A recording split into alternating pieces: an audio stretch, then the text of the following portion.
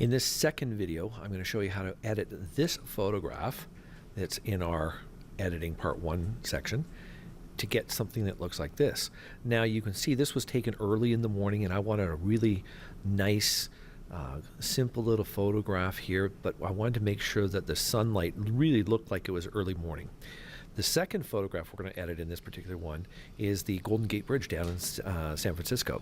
And we're not going to do a lot on that one, but this is the finished version. And you can see it has a little bit more color. We can see a little bit more detail. So let's go into this first one here. Okay, it's actually really an easy one to work on to get that effect. So we're going to actually take our exposure first, bring it up a little bit. Then I'm going to take my blacks and move it down just a tiny bit. I'm going to take my clarity up, and here I'm going to really punch the clarity, probably around 60. You want to be careful if it's a person, and we're going to do a person later on, that you don't put the clarity too much. Let's take my vibrance up. Okay, I'm going to take my temperature now. I'm going to make it a little bit warmer. You can see there, it really adds into that morning kind of light look. I'm thinking we can actually take my blacks down a little bit more now. Okay, so far I'm liking all of this.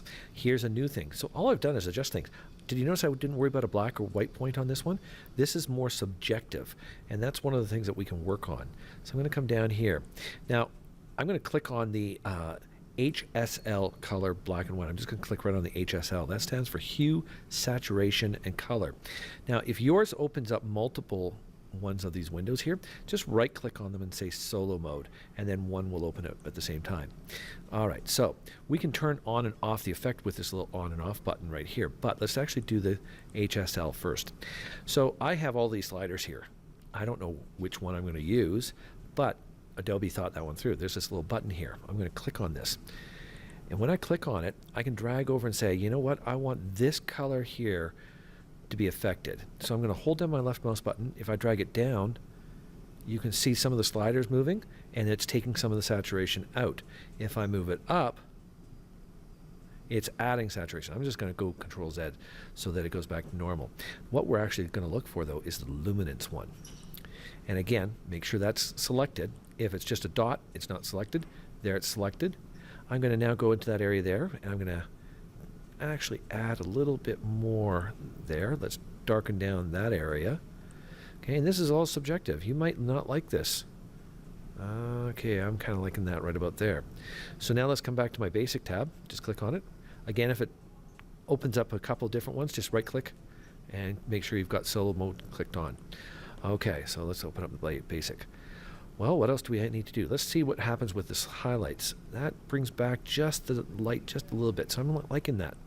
And I'm pretty much done. So, okay, let's go to the next one. All right, so we need to brighten things up. So let's take most people just take their exposure and crank it up, but that loses all the effect of the evening. So I just double click my character. What I'm going to do is I'm going to open up my shadows.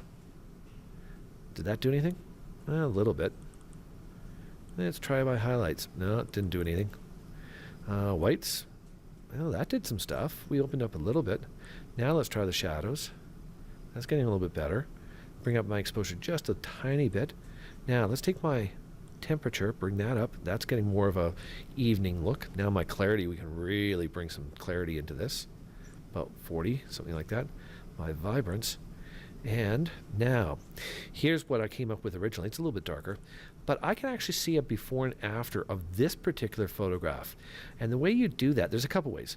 Over here, you can actually click on the these little Y ones, and it cycles before and after versions. If I click on it, you can see a side by side. If I click on it again, it gives a split down the middle, above and below, and then halfway through. And what I'm going to do is I'm just going to click on it so it's full. I like a different way.